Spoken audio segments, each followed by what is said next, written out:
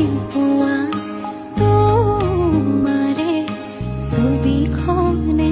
মোক আমনি কৰে সাঁচতীয়া কথা টোপোলাতে থকা টুকুৰাও ভাবে চুকি ধৰে এবাৰৰে মোৰ তুমি হৈ চোৱাচোন চিঠিৰ শেষতে গৈ দিয়াচোন ইতি